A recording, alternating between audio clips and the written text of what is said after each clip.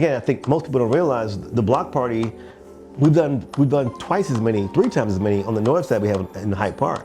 So we did 12 in Wicker Park. I only did 4 in Hyde Park. So for many people, it's still like a north side event. Gotcha. And it was, again, it was free. I mean, meaning I could afford to pay for it. It might have been 5,000, 10,000, 15,000, the last one we did. I could justify it by saying, oh, well, the store's busier. It's good marketing. You know what I mean? I could, it wasn't gonna kill me. Yeah. But you talking about 100, 200, 300, like, no, man, nah. Yeah.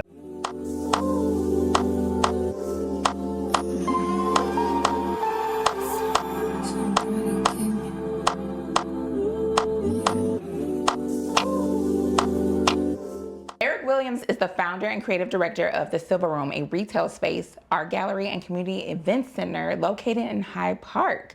Williams has successfully cultivated and positively transformed Chicago communities since 1997, creating events such as the highly acclaimed Silver Room sound system block party. His most recent venture, Bronzeville Winery, is a community-focused wine bar and restaurant in the historic Southside neighborhood. Welcome, Eric.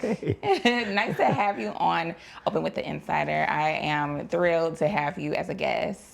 How are you feeling today? Good, thank you for having me, and congrats on the 10 years. Thank you know, you. That's a big deal. It is, Yeah, right? yeah. I mean, it's nothing compared to your 30 years in the game, but you know, I'm doing a little something. No, that's a big deal. That's a big deal. When I was doing my research, something that stuck out to me is that you started as a DJ. Well, I started DJing when I was 13, 14 years old. Wow. So that was my first love of art and culture, was actually music, you know. Yeah. But even before that, my uncle played bass for Sun Ra, if you know Sun Ra. He's a really famous jazz musician from Chicago. I want to have to look him up. I probably know. Yeah, I know him, he's like all spaced out, you know. Yeah. And then my father owned a club I'm from Robbins, Illinois. Okay, yeah. A stepper club called Manny's Blue Room. Wow. So Kiki Pop was from there, right? She lived across the street from me. Really? Literally, we lived here. She lived like right here. Wow. So that's so Sharon awesome. and Karen are her mother and sisters. Yeah. Yeah. So anyway. That's awesome. But yeah. So I'm from out in Robbins, and I just had a love for music. So that's what got me into that form of art. But then I went to UIC, studied finance, and I started street peddling because Maxwell Street is right there. Right. And so I started selling stuff on the streets to make money to pay for school. So they got me into vending and selling, and then I got my degree. I didn't like it, so I stopped finance, but I kept selling stuff. So I was on Chicago avenues, on the trains, and peanuts at the Bears games, and so I was a street vendor for like almost 10 years. Wow. So that got me into like selling stuff. Then I opened up a store in '97. Wow. So, yeah. So how was that? Tell me about the beginning stages of Silver Room. And was it called Silver Room? It's always been called the Silver Room. Always been called that. So opened up in Wicker Park in 1997. It was pretty much a combination of my things I was doing. So I said I loved DJing, loved music. So I had turntables in the store from the very beginning. Wow. Had a lot of friends that were artists, so they put their art on the wall. And I was just a little retail store. I was going to New York buying little trinkets. I mean, it wasn't what it is now. I was just I didn't have any money when I opened up, so I had like little small stuff here and there. But I wanted a space that my friends could come and hang out with. So it wasn't just like a retail space. It was like, oh, this can be more. It's like a cultural space. So it's really been that way since the very beginning, honestly. Yeah. So I love going to the Silver Room. Like, I love getting my sunglasses from there, getting art, jewelry. Good. My daughter loves it. And just what you feel when you walk in, I feel like the energy is just different, and you can tell like it's for us, Yeah. It's for, I'm sure it's for everybody, but I feel like it's intentionally and specifically, for us. Yeah, for sure, For the for Black sure. community. yeah, for sure. How? When did you move to Hyde Park? 2015. Wow. So yeah, I was in Hyde Park for 17 years. Wow. I've been in Wicker Park for 17 years. Yeah. Hyde Park for like 10, 11 years. So you saw like the changes like over the years with Wicker Park, and is that what made you ultimately decide to move to Hyde Park? Or what made you decide? Yeah, I mean, I said Wicker Park back in the day was, I mean, like a lot of black folks from the South Side would hang out in Wicker Park. Right. It was like the artsy kind of cool neighborhood, and it was super cheap actually back then. And I feel like, we were part of this evolution of art and culture and retail, because it wasn't like it is now. There wasn't many restaurants over there, no retail really. It was a lot of fun, so I feel like, probably the first 10, 12 years in Wicker Park were fun for me. I think the last 5 years I saw it gentrifying. And as it gentrified, we actually were making less money. because the Yeah. people that were coming, it's like they liked the neighborhood, but they weren't really into the cool stuff we were buying, selling, you know. Right. So I just saw it change. In my rent, when I first opened up Silver Room, my rent was $800. When I was leaving, it was $8,000. Oh my goodness. And so I was like, yeah, it's time to go. Wow. Yeah, and then the University of Chicago, they're my landlords now, and they gave me a great deal in the space. Hey, come on Right. down. They were trying to, you know, do some stuff in Hyde Park, and I was Yeah. like, okay, well, I'll try Hyde Park, and here we are. So Love that. it's been great. Tell me how the Silver Room, the storefront, then evolved to the block party, the infamous, the greatest block party. That's right. Well, you know, I mean, it wasn't what it is now. And like I said, I was in Wicker Park. Again, I'm playing records. All my friends are DJing. You know, and I'm looking at the other festivals that I see around the city, and I'm like, this is not something that I really dig too much, you know, and it's not diverse enough. And at the time, I asked the Wicker Park Chamber of Commerce, can you guys have some different kind of music? And they were real reluctant to get black folks to play, you know, Puerto Rican people to play. I'm like, you know what? I'll just start my own thing. Wow. So it was in an alley. The first one was in a small alley. Called some friends up, you know, put out some turntables. I still got photos of it. Some cinder blocks and some wood was the stage. I mean, it was very, very, very like, and some people came out, you know, probably 100 people came, and that was it, you know. And then we did it again the next year, and that probably doubled. Then we moved down the street to a larger, like a street now at this point, after the first two. More people came, and that's what just kept doubling. So by the time we went, by the time we left Hyde Park, we were probably at around, I don't know, 6,000, 7,000, 8,000 people, maybe, I don't know. But it had grown from 100 people. Yeah. And then when I moved to Hyde Park, I didn't do it because I had just moved down there. I'm trying to get used to the neighborhood. You know, a lot of people didn't know the store. So the first year I didn't do it. But the whole year, people that did know about it, like, you should do the block party. So you had the people that had come from the south side who knew us on the north side, they were really excited about it, you know. And so It's I'm like word of mouth yeah, is it was what really word of made mouth, it yeah. grow. And then the first year we did it, and we didn't cut off the main street. No, we just did it in Harper Court, and on Harper, and it was packed, you know. And then every year it got bigger and bigger and bigger. So we did 4 in Hyde Park, and the last one was they estimated 40,000 people. Woo, So- 2019? Yes, exactly. Yeah. Yeah, that was That was, listen, it was hot. I remember it like it was yesterday. it was super hot that day. Oh my God, it was super hot. It was the hottest day of the year, actually. I don't know why I wore like this romper. I don't know, something that was too hot to be wearing, I think, for that day. And yeah, it was so many people. Like we were like shoulder to shoulder almost. Yeah, it was crazy. But what I love about the Silver Room, I forget what year I went to my first one, maybe 2017, maybe. In Hyde Park. Yes. Yeah. And what I love about it is like you see people who you haven't seen in like People always years. say that. Yeah, I always hear that. I always hear that. Like yeah. years there, like all the time. And or people like you just met. People come out, have fun, and are intentional about it. Yeah, And are there for that reason. Yeah. Of course, we all didn't imagine what was to come with the pandemic. Yeah. I wanted to ask how that I know you took a hit from the pandemic. You see how big it was growing, and then now it just stops. Yeah. So can you explain a little more or elaborate a little more about Sure. that? You know, honestly, I probably would have stopped it anyway. Because, again, like I said, it started with 100 people. Right. So to do a party for 100 people, I can go get some water from the store. You know, my girl can, you know, make some food. My guy can, you know what I'm saying? It was like that. You know, it was a couple $100. Right. Now you go from 100 people to 40,000 people. Now it's a whole it's different. You know, now you're trying to find money. So it just over the course of the years, it became really difficult for me to really make it, you know, make sense for me personally, because it costs so much money. I think people had no idea. Right. And I tried to explain, you know, we did videos and we did, you know, I wrote, you know, but people just had no idea. Pretty much I was paying for this party for 40,000 people, what it came down to. And so I'm like, this is not sustainable. You know, we had sponsors, but nowhere near what it cost. The last year we had 40,000 people. We raised $7,000 in donations for an event that cost $300,000 to put on. So everybody was having fun. I ain't gonna lie, I wasn't really having that much fun. Cause I'm sitting there looking like, It's like the overhead goes getting, man, you know, because everybody want to get paid now. I think what happened too is that people saw all these people, they just assumed, well, somehow this guy got money. I'm like, well, actually, it's costing me more money. It costs more money because y'all keep coming. I got to buy more porta potties. So it was just very difficult. And because you do it on a city street, you can't technically charge.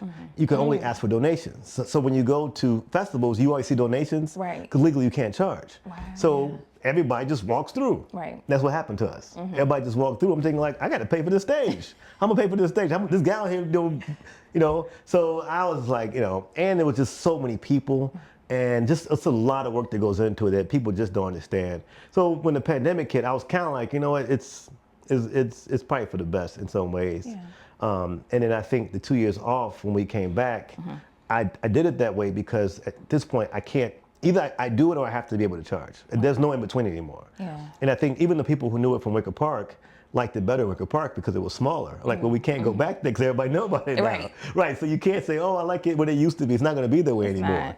And so, you know, doing it on Oakwood Beach, that's a whole other thing. Yeah. Because you got union fees, you got infrastructure to build. Right. It costs like $1 million to do that. So it just became this thing that wasn't really what I intended it to be. Now, you know, you're coming back, you're back at a new location, closer to where it's all started. People see that and now they're like, wait a minute, it's going from a free event to now we're charging $100 upward. And of course, you have received backlash about that online. Yeah. I know a lot of people don't see like the back end of things and how you just explained like the growth and how you have come out of pocket to pay for all the 3,000 people and upward.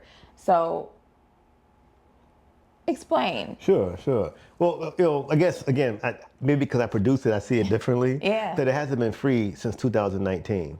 And then we did 2 on the beach after the pandemic, and we had 12 and 14,000 people that came to those. So it was a cost for that too.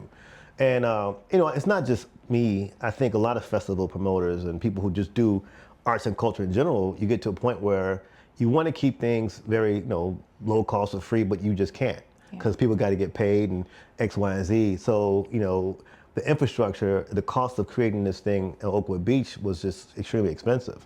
And so I took 2 years off, and I keep block party. Yeah. Well, I'm like, okay, we're not going back to Wicker Park. You know, we're not going to do it in Hyde Park because I just explained to you why we can't do that. Yeah. And that's not even to mention, the money's one thing, not to mention all the time that goes into it. Yes. 5 community meetings. You got to talk to the alderman. You got to talk to the police department. You got to have the fire department. You got to go to Department of Cultural Affairs. You got to go to it's a lot of work. And so everybody's telling you, hey, do this work for me for free. It's like, no, I can't do that, you know? So 2 years off and people saying they wanted it back. I'm like, well, talk to the Salt Shed people. I'm like, well, this is the way I can do it. You know, there's no going back to 2019, but here's how it can look in now, 2026. We can do an event for 6,000 people, but it costs money. That's just what it is. You know, the Salt Shed is not free, and these artists that are coming are not free. And, you know, this is what it is, you know, and I think for the value you get, it's gonna be more than worth it. I think when you see it and feel it, oh, okay, now you get it, you know. It's a full day festival is what it actually is, so. What made you pick the Salt Shed to hold it at this year? It's probably the one venue that has a lot of infrastructure that we needed, number one. The staging, the lighting, security, the bar, everything that as an individual you have to actually create on the Stress Festival is already there. So a lot of the work is already done. I know those guys, so we work with them before and some other stuff. It's a beautiful space. I don't know if you've been before. The space is it's really nice. Yes, it is. It has an outdoor part to it. It has an indoor part to it. Yep. And again, I think I probably see it differently than most people because it's technically moved 6 times. It's been in six locations actually, technically. You know, for me, it's more about the people that come than it is the location. And that's what I really feel. And I understand how you block off a street. That feels good to block off 53rd Street. Yeah. It's something to that. Right. It's something to that for sure. I think to me, what's most important is that we have a chance to get together. It's gonna be dope music. It's gonna be all the stuff that we had before. It's just in a different location. So. Yeah, but with a different location does come a different demographic. I, seen some comments about that as well, about how it may be a different feeling versus how it was done in Hyde Park, before. What are your thoughts on that? Well, for me, the target audience was people who like what we're doing. You know what I mean? So the music to me is really what drives it. And again, if you look at, I have photos from the first block party, second block party, it was actually mostly white and Latino. Wow. So people don't realize that. We were in Wicker Park, think about it. Right, exactly. Right, so it wasn't so it evolved over time, it became, more black. When we got down to Hyde Park, it became really black. But actually, that's actually not how it started. So I would say the first probably 6, 7 were mostly non-black, over time. But it's always been the same approach. So it wasn't because we changed anything, it's just people heard about it, they started coming. It's always been centered around house music, hip hop, we've had Latin music. We have, experiences like yoga, and we have stuff for kids. So it's a lot of stuff. So, again, I can't control who comes, Right. but what I can control is what I want to put out to the world. And if you want to hear Big Daddy Kane come, and there's old school hip hop, you can come and check him out. If you want to hear, Cash Era, you can, you know what I'm saying? So for me, it's more about what we're trying to do. Gotcha. And, we live in a city of all kind of people. So it's a vibe, you know what I mean? So I don't necessarily think that the demographic change or perceive, I don't even know if it is going to change. I mean, I don't know who bought the tickets. We sold a lot already. Okay. They didn't put in like I'm a white person, whatever. Right. It just, they bought the ticket, you know what I mean? Right. So I don't think that's a problem. I think it's going to be beautiful no matter who comes. So what can people expect from this year's? Can you share with us what we can expect for this year's Silver Room Block Party? Because people also in the comments saying that, with the ticket price, that it better be worth it, and like all these things, that people said. It seemed like it was like a great divide for people who understand the pricing of the tickets and the business side of things, Right. and mostly from business owners, and then the regular attendees and past attendees who have like a gripe about it, understandably so, because we're in this economy, how people are losing jobs, people are, it's just a lot. Our administration, it's hard out here, and so I do see it on both ends, as a business owner myself, yes. Yeah, I mean, the price is based upon a lot of factors, Right. Again, it's expensive to do this. Right. If you look at the average festival, it's more, you know what I mean? So it's based upon the cost of the space, cost of the artist fees, the contingencies. And if you were used to something being free, now it's a cost. Right. I get that. What's interesting though, the people who actually bought tickets first and are the most supportive ones in some ways were the ones from Wicker Park. So I think the ones who saw it grow over time, they like, oh, we saw this growth from this. Like we get it, But I would argue, if you came, 2 arguments. If you came to the block party all these years for free, then you should maybe just pay this one time, you know what I mean? Right? So if I came 5 times for free, Right. well, maybe I just pay this one time, But it's always been good, so why would it not be good? Yeah. It's always been great, Right. And so to me, it's like, well, this is not just my thing. And I think that's the bigger point. I put it on, but we as a community, as a culture, we need these things in our community. Yes. And you can't expect one person to provide this stuff for you. And I looked at it as over the last almost 20 years, I put in over $2 million over all these block parties. I'm like, I put in $2 million, y'all can put in 100. Right. That's kind of how I see it, Absolutely. And so if we do that, we can keep doing this. We can have it be sustained, because when I don't do it, oh man, you ain't the block party. Like, when is it? Are we ever going to get another one? Yeah. So I mean, I get it. But you can't go out to lunch and not spend $100 nowadays. True. And so, to have a whole day event with multiple stages, all kind of music, it's gonna be dope. So I'm not worried about people not having a good time. They'll have a great time. Did you anticipate that there was going to be pushback on it, and how are you handling it? First of all, I don't look at social media a whole bunch, number one. I mean, people tell me. But I understand it. But when I actually, like right now, when I explain to people, they actually get it. Right. They're like, okay, this costs this much money. But I think, and I think that's why it's important for us as a community to understand the business side of these things. These things just don't, not just our thing, things just don't happen. Like people are spending money to create even a small party. So I have no problem explaining to people, why it is the way it is. And I think when you see it, you get it, and I've had people I've told, you were paying for this the whole time? I'm like, yeah, they're like, oh, I had no idea. Like, how are you paying for it? I'm like, yeah, I spent a lot, I didn't have the money to do that, So I think I've had people almost crying when they found out that I was spending all my money for this festival, for this party, for all these people, So collectively is what the message I want to get out is, like, we have to chip in. And that's why I look at it. It's like you have a party at your crib, right? And y'all chip in. Right. In church, we used to pass the hat, what I mean? It's the same thing, So I think when you explain to people, they get it. And now we went from having 40,000 people, 20,000 people, 15,000 people, it's only 5,000 people, right? So so some of the people who, can't afford it or don't feel like it's, worth it, whatever, I understand that, but it's gonna sell out, and the people who I think get it, who really appreciate it, they'll be there.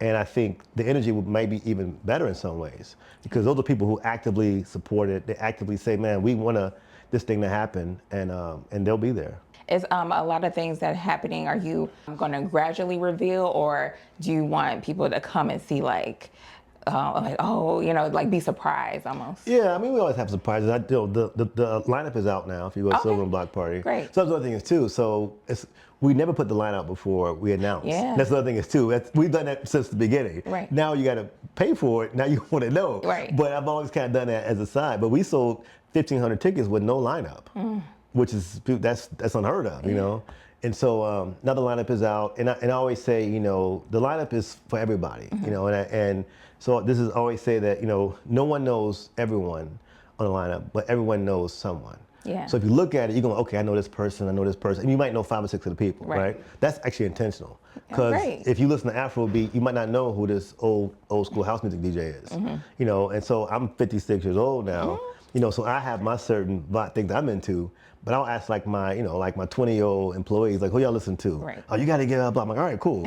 So we book people. I don't even know everybody on the lineup, honestly. It's something for everybody. Oh, for sure. Again, it's always been that way. It's always been diverse music. We got. I actually have.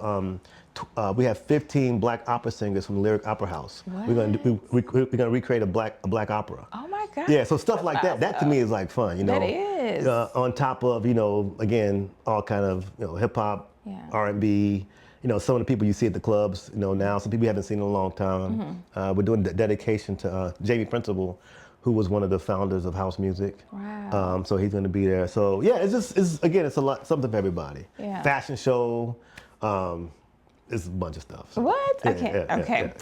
Yeah. It's the block party is intense to me. Right. Because it's intentional. It's a lot at one time. Yes. That's done intentionally. Yes. There's multiple stages at the same time. You're like, I got to go over here and hit this person.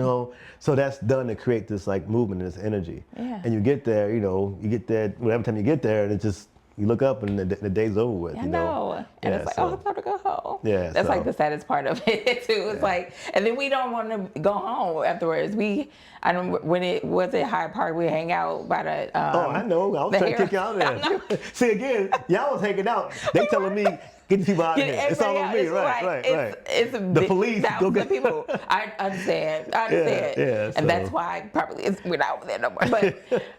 But it was just a good time, and I am looking forward to the newness of it, and new beginnings. I would say, but the same essence of it. And that's the way I put it. Not to get too philosophical, but I feel like sometimes we reminisce on things being a certain way. But even if I did it again now in Hyde Park, it wouldn't be like it was before. Right. You know what I'm saying? It wouldn't be, oh man, it used to be.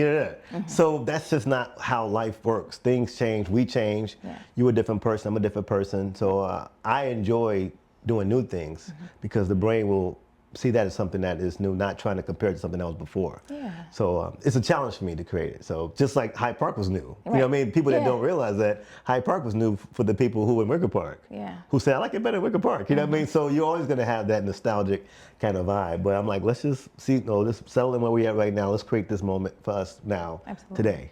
Absolutely. Well, I did want to talk more about your other venture, Bronzeville Winery. How did that get started, and what made you want to open up a wine bar? Yeah. That's, wow. I was dating somebody at the time who actually, she liked wine. Okay. That was part of it. So I was never a big wine person. That's so, like a proposal, like I'll open up a wine bar for you since you like wine. Well, it wouldn't say for her, but it kind of got me thinking about, people like wine. Then COVID came. Then everybody was drinking wine. Everybody was drinking, period. Sure was. Listen, on what we was doing on Snapchat, we was having a time. We was doing some game. I don't know. We was making our own fun. Definitely was getting to the wine from Cooper's Hawk, heavily. Right. And actually, you mentioned that, and I felt like, well, we're going to other spaces that people don't look like us. Right. We spend a lot of money at Cooper's Hawk, other places. Sure do. So the building that we're in right now, it became available, and some folks in the city said you should do a silver room here, you know, and I'm like, I don't want to do that, but I have another idea. You know, it's a wine-focused, you know, a restaurant, because there was nothing on Cottage Grove, and then it's called Invest Southwest, which is a program that helps you open up small businesses. So they funded us a little, in hindsight, a little bit of the money, which is a lot of money to build that kind of space. And it was for the neighborhood, honestly. It was like, you know, I live in Hyde Park. Well, I lived in Brunswick at the time. I live in Hyde Park now, but there was nothing over there. And I think I was thinking back to how Wicker Park used to be. You know, you got to start with something. Like somebody got to jump it off, and then you see things build and build and build and build. So I'm like, you know what? I could figure out how to raise this money and make this happen in hopes that other people will build things on Cottage Grove and it develops. Because we always talk about our neighborhoods and our community.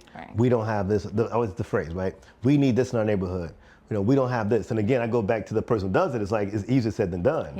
You know, we need this thing, but who's going to do it? You know, it costs money and it might not work. It's risky and, you know, all, you know, perception of safety, you know, all the stuff, right? And so I'm like, well, let me figure this out and do it. So, yeah, and we did it in 4 years. So wow, I love Brownsville Winery. It's great. If you guys haven't been there, check it out, because I've been there several times. It's great networking space to use. NABJ, when it was here, went there for an event as well.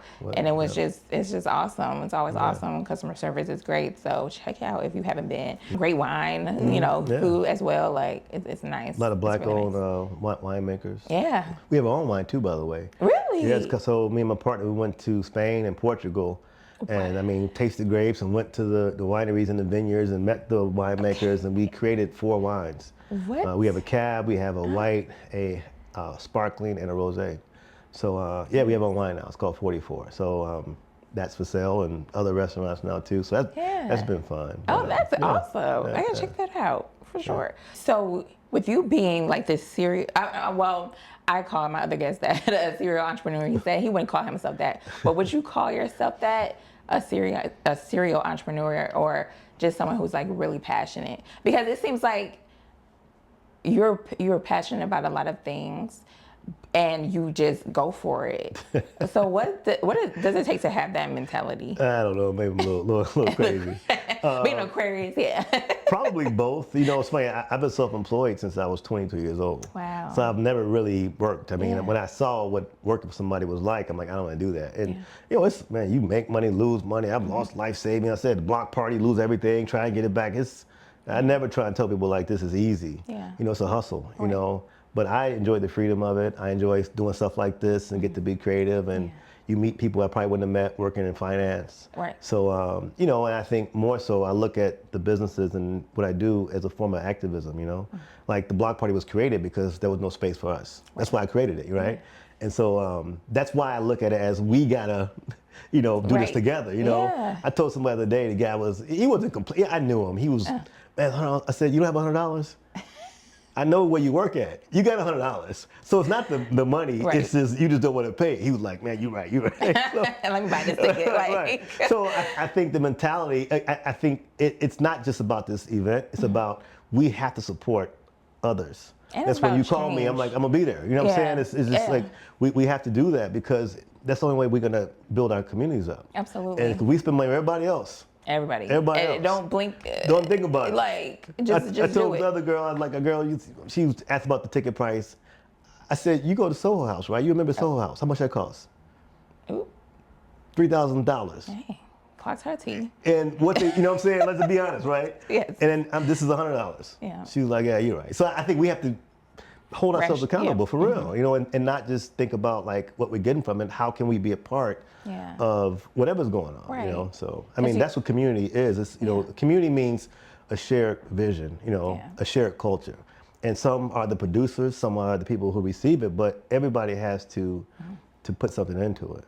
And like you said earlier, we need spaces like this. After so many of our festivals and spaces have been taken away and are still, you know, being taken away because they're trying to gut us. Especially this administration, we won't delve too much into that, but it's important to have these spaces. And I was so excited to see you come back. And it's supporting. And you're right. That's what we need, just to support each other. Because if we continue to stick together, and we can do so much, get so much done, so much change, but it's like we want to be so divided for some reason, or knowing that change is hard. We look at that and it's just like we don't look at the bigger picture of things. It's like you said, being a community, sticking together until sticking together through the hard times, the growth periods, the pivots, the restructuring, knowing that it's still with us in mind. So what initially made you come back? Was it just the feedback you were getting of like wanting it to continue, or because you can have that, but still on the inside you're like, man, it's a lot. Like it's so much happening around you that you can't even find the motivation to start things back up. What was like the driving force for you to come back? A little bit of all of that. It's a lot of work, but in some ways I do enjoy it. It's my form of being creative, to curate these spaces. It's a bit of a challenge in some ways, which I enjoy that too.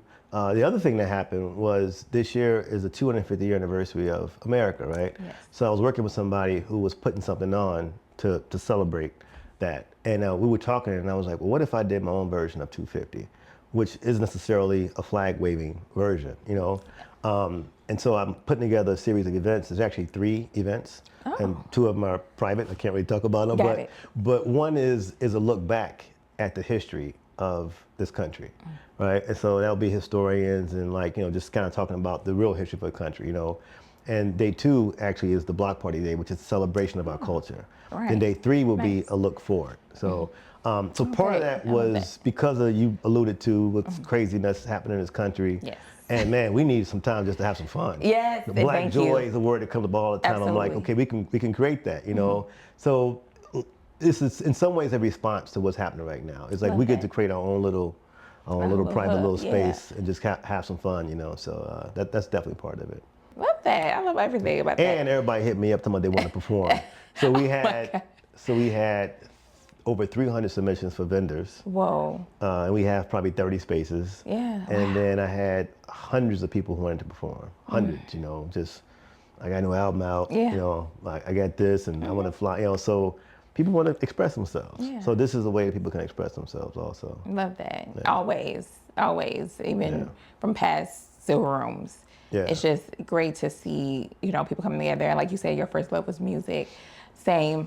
And just seeing people, that's how you bring people together anyway. So just seeing people enjoy, and music, like you say, artists they might not know or be familiar with, they're still enjoying it. It's just about having a good time coming together. You mentioned festivals, and a few of our festivals aren't here anymore. And for the same reason, you put these on and people lose money. And a lot of the festivals on the north side, they have big funding behind them.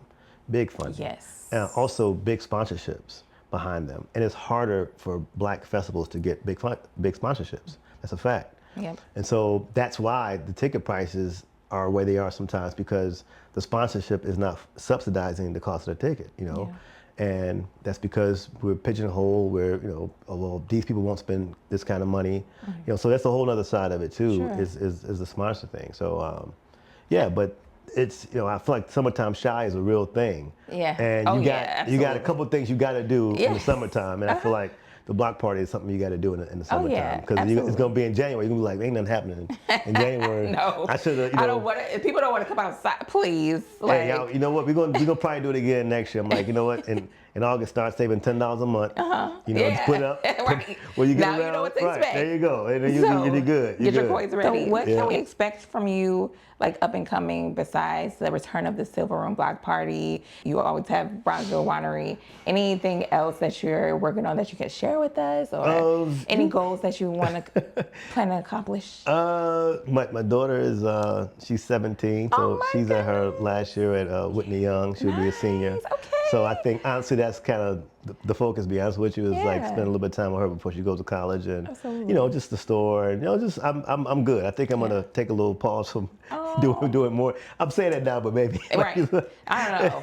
It don't yeah, sound like yeah. I mean, but no, right now it's want to like focus on what we got going on right now. So. And then you're one and only, or? Yeah. Oh, I love that. I have a daughter too, one and only, one and done. Yep. Yeah. That's awesome. I ask my guests this question at the end of every episode, but what is something that you're more open to today? It could be like a mindset, you know, anything that you're more open to. I would say probably just transparency, you know, open sharing things. Yeah. Sometimes you don't want to overshare. Right. But at the same time, it's like I think it's important that we do talk about things, because whatever you're going through, someone else is going through it too. So if I look at it that way, well, me sharing, you know, losing money, well, everybody lost money at some point. Right. So it's like, you know what I mean? Right. So before it's like you have to have this like facade. Not that I know. necessarily was that way, but I the older I get, the more I see the sharing is important, especially for our people to understand, okay, and this dude, he went through it, and you know, and I can do it too. So I would say just being more open in general. I agree. So, I agree. I love that. Yeah, transparency. Okay. So remind us when the Silver Room block party is, all the details for that, where we can get tickets in. It is Saturday, July 18th from noon till 10. silverroomblockparty.com or the Silver Room. You can get tickets. They're on sale now. They're selling. So Awesome. I know how people are, you know, last minute, you know, it's like, so I would suggest getting them sooner than later. Yes. But yeah, it's going to be a great time. Awesome. Awesome. Expecting a big turnout already, right? 5,000 people. 5,000. Woo! So it's going to be dope. Yes, well, I can't wait. Well, thank you so much again, Eric. It was so nice meeting you and having you as a guest. I hope you return again. Maybe we can have a recap after the Silver Room block party. I'm around. So. Yes, awesome. Well, thank you so much. Cool, no problem. Thank you. Thank you. Hey, what's going on? This is Eric Williams. You're watching Open with the Insider.